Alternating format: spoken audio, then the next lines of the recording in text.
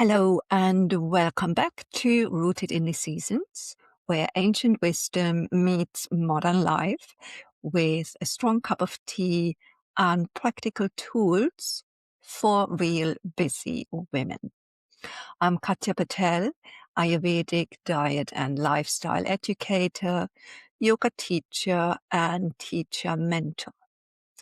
I help women find more calm and clarity through small daily rituals, seasonal rhythm, and timeless wisdom that actually fits into real life.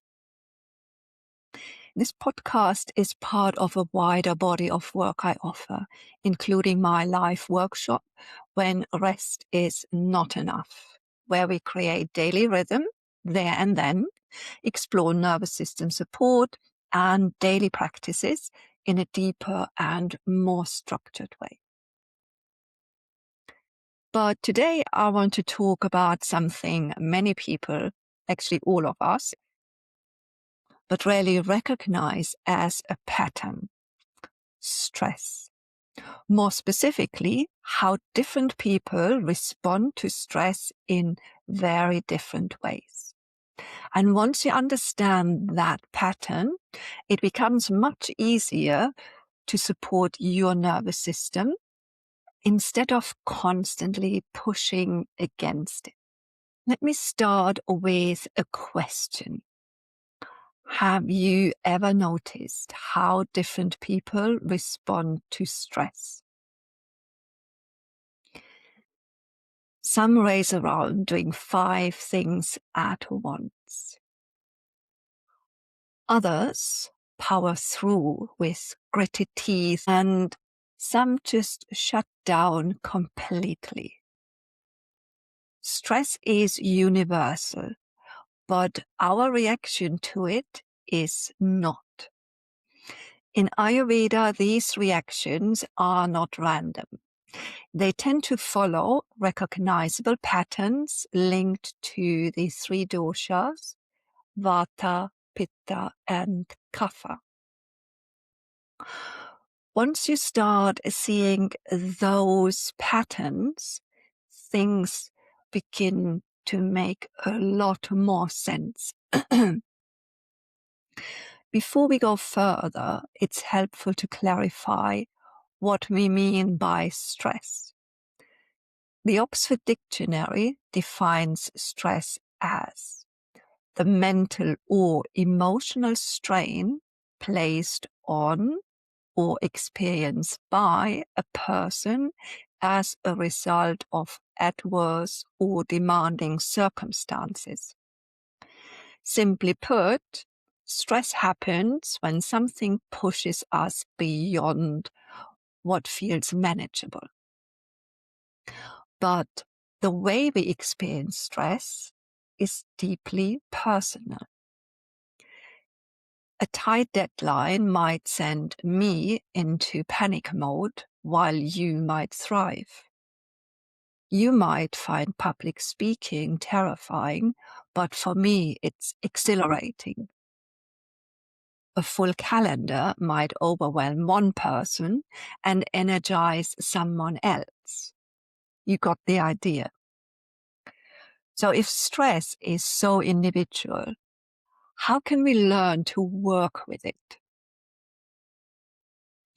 As we touched on earlier, Ayurveda describes 3 common stress patterns linked to the doshas: Vata, Pitta, and Kapha.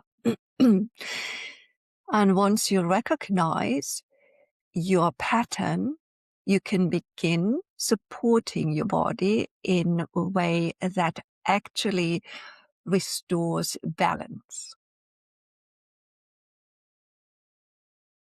So let's look at them one by one. First, Vata stress. This is a pattern I see most often in busy women. You might notice racing thoughts, restlessness, or anxiety. You might start lots of things, but struggle to finish them. Sometimes sleep becomes lighter or more disrupted. And meals can become irregular, either forgetting to eat or grazing. Sorry. Or grazing throughout the day. This isn't something you're doing wrong. Your nervous system is simply overstimulated. In Ayurveda, the support here is grounding and steadiness. Warm, nourishing meal make a big difference. Regular routines calm the nervous system surprisingly quickly. Grounding yoga practices can help settle the body. And breathing practices are especially powerful here. Practicing the 3-part yogic breath can calm the nervous system very quickly.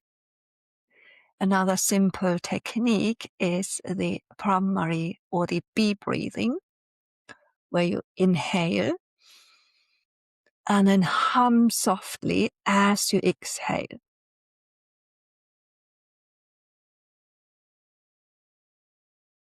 It's surprisingly calming. Even 3 breaths can shift how the body feels.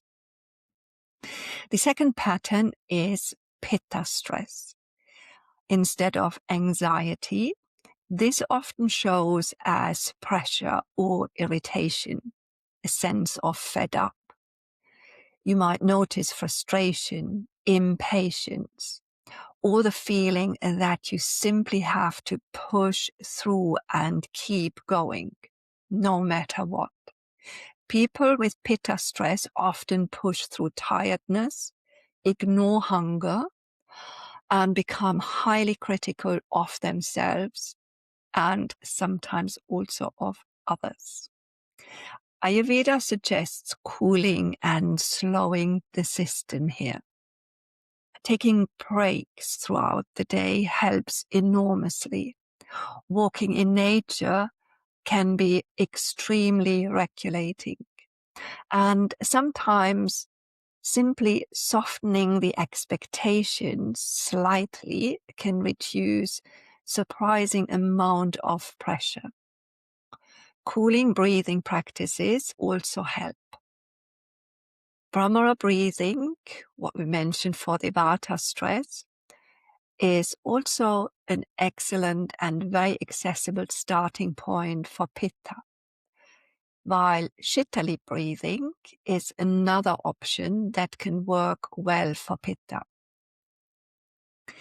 The third pattern is Kapha stress.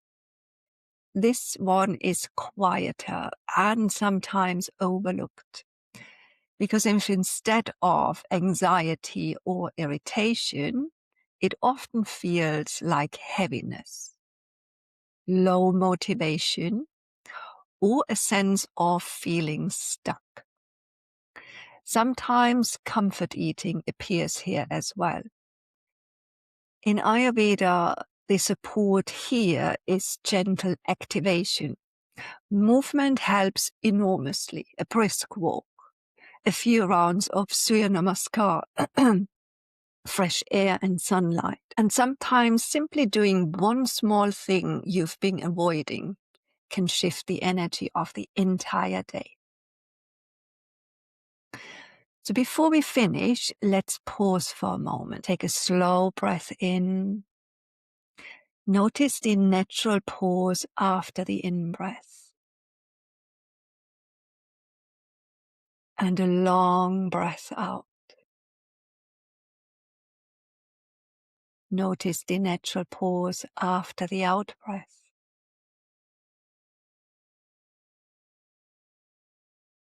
Sometimes that small reset is enough to change the direction that you're in at the moment. Here's something very interesting. So much of our stress today is actually self-generated pressure. We live in a world that's fast, noisy, and always on. But often the real strain comes from the expectations we place on ourselves. The pressure to do everything, to do it perfectly, to somehow keep all parts of life running smoothly at once. Be a perfect partner, keep the house organized, excel at work, stay healthy, meditate, journal, hydrate. It's exhausting even listing it. But here's the truth. You don't have to do everything. And you definitely don't have to do it all perfectly. Ayurveda reminds us that resilience isn't about eliminating stress. It's about supporting the body so it can return to balance again. And this doesn't have to be complicated. Consistency matters more than intensity.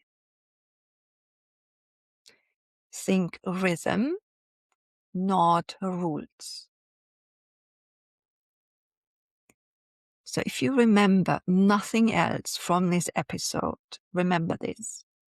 Stress doesn't affect everyone in the same way.